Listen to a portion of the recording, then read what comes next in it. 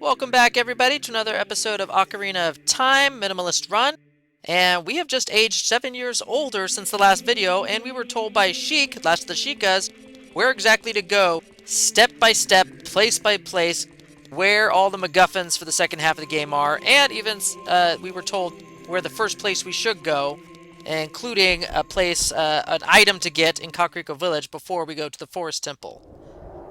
Oh my gosh! So, the game pulls no punches. It tells you right off the bat, something is seriously wrong with this world. I mean, Death Mountain's on fire! It's got a ring of fire. And oh my gosh, what happened to all the people? I almost want to say all the people turned into re-deads. I'll talk about that section in just a second, but...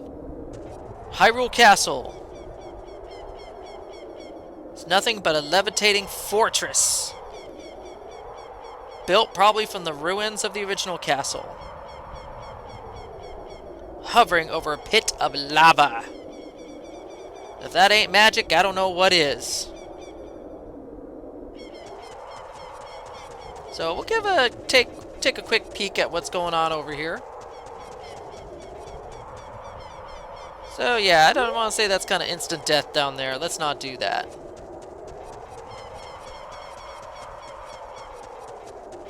So this marketplace, I had bad memories already of the re-deads from beneath Kakariko Village in the graveyard, and here they are, all over the place. I did not like traveling through this area. I mean, granted, I'm not sure why in this particular area, if re-dead sees you, yeah, it screams, but it doesn't freeze you in place. This is the only place in the game where re-deads don't freeze you in place, and I don't know why that is. I'm not sure if the game... I always had the idea in my head that they have too many re-deads on one screen in one area, and I think it kind of overloaded the engine a little bit, so that freezing capability of the re-deads was lost, at least on that screen, just because of the amount of re-deads in it. Now, if that's the actual reason or not, I have no idea, but that's my own personal fan theory.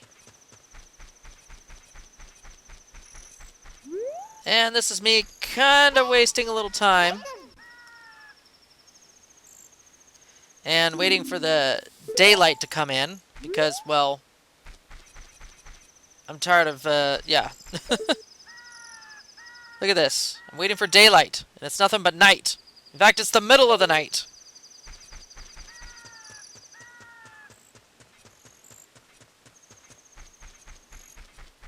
So yeah, wasting time until it becomes daylight. Because I just don't want to blow that sun song. I don't really want to do the sun song. Because I collected it just for, you know, showing you guys a particular sequence that I rather liked. But in terms of actually using it, I just don't want to use it. My opinion on this may change later in the play series, but for right now, if I don't have to use it, I won't. And there's the entrance to the Gerudo Valley. And I should probably make my way back to Lon Lon Ranch. We haven't had a need to go to Gerudo Valley just yet, but we will later on in the game.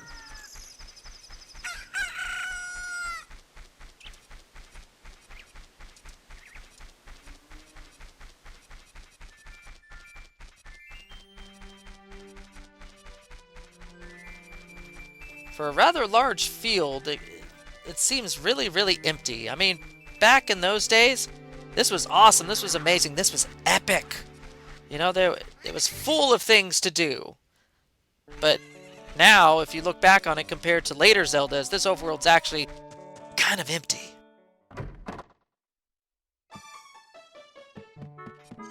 Oh, and here is a very grown-up Malon here. Now, it's a small detail, but I'm not sure if you can see it in her game model, but in artwork for the adult Malon, she has a brooch right here under her neck, which is the face of Bowser from Super Mario. Interesting little detail, that.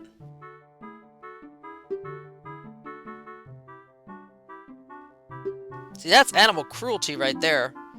Fima would be down hard on this ranch in an instant.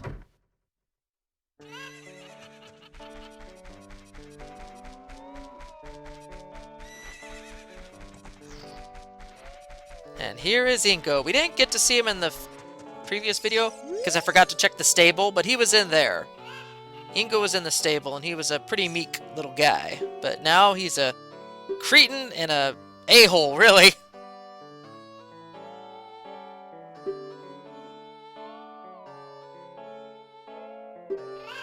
Why? What would that do to your reputation? You're the only ranch in the area. It's not like anybody else has any competition to go to other than you.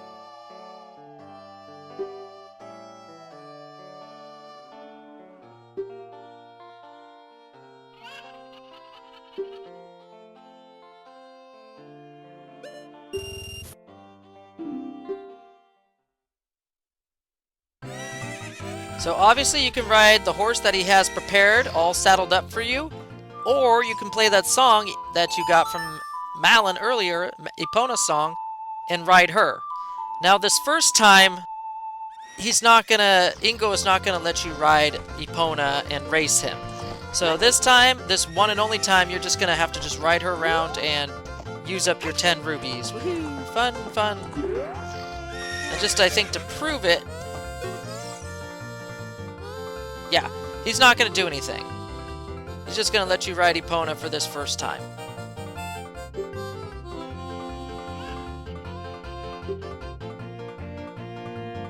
No, I still want to ride Epona.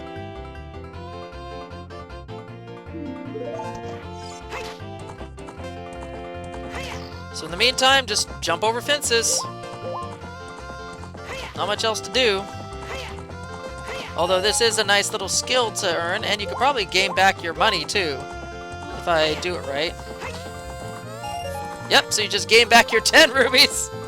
So you can do this over and over and over again, as many times as you want, as long as you can jump the fences right. But this is actually a useful skill, jumping the fences head on, because afterwards, when you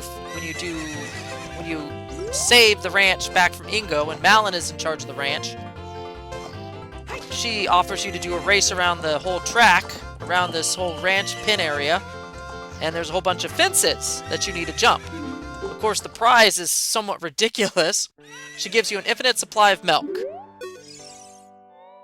which basically means she delivers a freaking cow to your treehouse in the Kokiri Woods. How she does that, I have no idea. Black magic! So now we gotta pay a second time. Get Epona. Now that we've had a chance to reacquaint ourselves with her and get good at riding her. Kind of build that bond. Now I think we talk to Ingo, and he'll notice that something's going on between us and Epona. And maybe might be something more to this fairy boy. Oh, Epona, just get... Oh, whoa, hey there. That was a nice little clip. Yep. Now he sees something special going on between me and Epona, so he's gonna... Ooh, whoa! Whoa! Whoa there! That escalated fast. Oh, and he cheats! Look at this! He goes ahead even before you start. Little cheater! The trick to winning against him is to get in front of him first thing. If you manage to get in front of you even once, he will just stay in front of you no matter how many times you try and get around him. If you move to the left, he'll move to the left in front of you. If you move to the right, he'll move to the right in front of you. He will not let you through. He is a cheater through and through. So, the trick is at the start of the race. And he's not going to accept just one failure. He's going to want to go again and cheat again.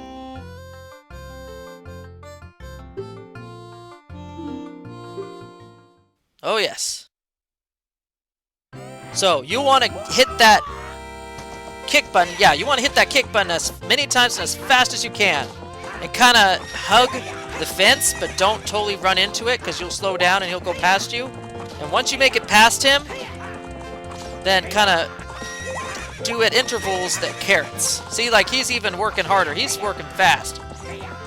He's slightly harder and faster the second time around, because he really wants to win. Whew, once a cheater, always a cheater there.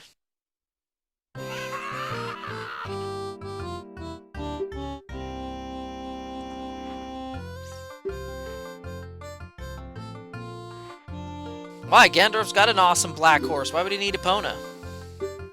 Besides, Epona's ours. Okay, cool. Are you gonna give me a place to sleep? Food to eat? You can just let me starve and die out here in the ranch. That's probably what he's gonna do. So, this part, just getting Epona, was so hard for me to do. I could never win that race, and for the longest time, I completed several dungeons. I completed several dungeons trying to... before I managed to get Epona, because I could never win that race. Twice. But we have now gotten pretty much the very first steed ever introduced in Legend of Zelda series, Epona the horse. And it's awesome! Yeah, I actually had to look that up, how to escape the ranch, because he shuts the gates, and it's like, what do I do now? I don't even know how do you get out? I had to go online and look it up.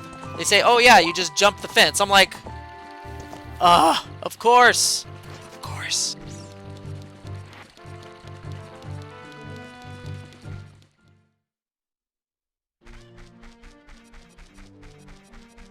So, now we follow Impa's advice and go to Kakariko. Why that tree is looking weird now, I have no idea. Like, in the past, the tree was normal looking. And now, in the future, the tree's all weird and stuff at the top. It's an awkward looking tree. And I don't know why that is.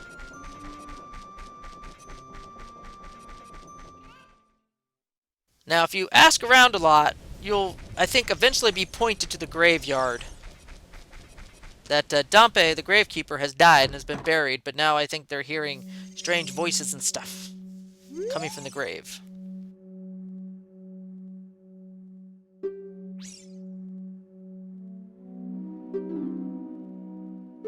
Kinda creepy. Now, did he write that before or after he died? That's a question for the ages. I'm trying to remember where Dampe's... Not there, apparently.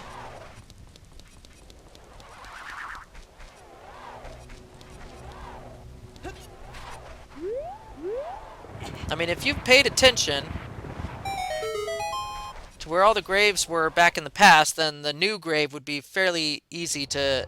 Yeah, this was the new grave that they added in the future. It'd be pretty easy to pinpoint which one was Dampe's.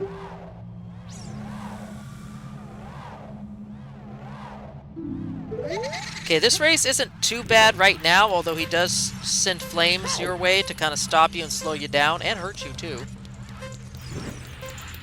It's not until you come back later to go get the heart piece from this guy, where you have to literally complete this race in under a minute, and you need the long shot from the water temple for the last part, that this race becomes absolutely nail-bitingly frustrating. Teeth-clenchingly almost. It is annoying how bad this race becomes when you want to beat it in under a minute, and beat him too, not just the timer, but him as well.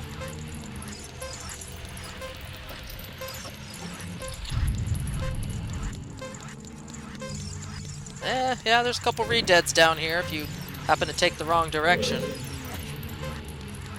If you take up too much time to go down other paths and the timer runs out on you, well, shoot. I think you lose a heart and start at the beginning.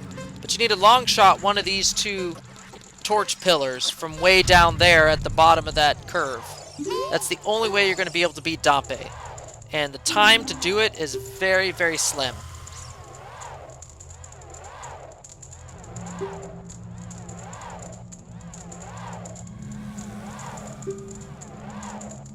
And this is the first 3D incarnation of the hookshot, which was introduced in Link to the Past. And it is one of the most awesome items in the entire game. In fact, in the entire series, I'd almost wager. I was actually, honestly, not sure how they would depict how the hookshot would work in 3D. When I first heard, like, whoa, there's a hookshot in this game? How's that going to work in 3D? Because I was so used to it in Link to the Past, how it works in 2D, that I was curious how they figured it out. And yeah, they did. They figured it out. And it's awesome.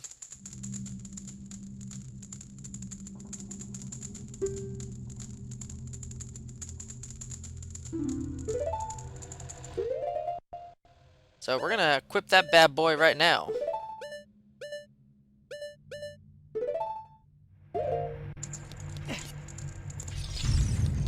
Oh, well, here's a unexpected blockage.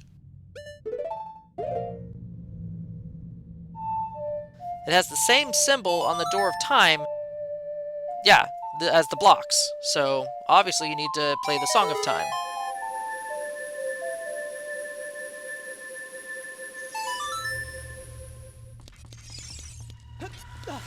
And strangely enough, this links you right back into the windmill of all things. Not really sure why that was connected to Dompe's grave. But what is this? This guy is not very happy. In fact, he's rather pissed.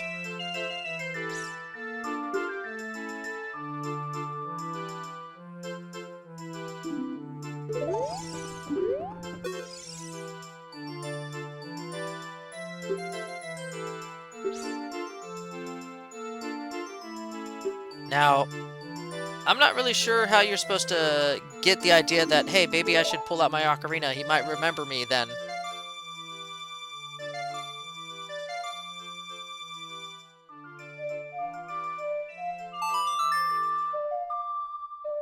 So he remembers Link back in time 7 years ago playing this strange song which screwed him up and made him pissed now, yet he's teaching me the song now that I would later use in the past to make him pissed now so he could teach me the song that I could use in the past. Oh my gosh!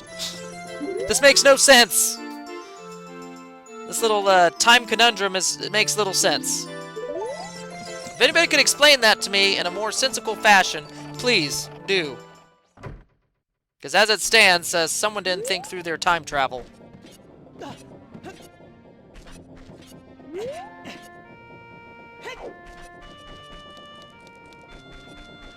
So with that, I think this is probably going to be the end of this particular video. And we'll move on to the Kokiri Forest, and then the Lost Woods, and enter the Forest Temple, our very first major dungeon of the game, now that we're an adult. But let's head on back outside to the Hyrule Field and get back on to Epona. The journey as an adult is just now starting.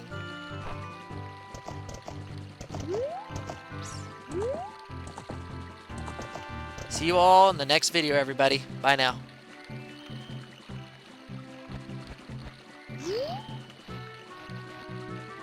He loves his horse.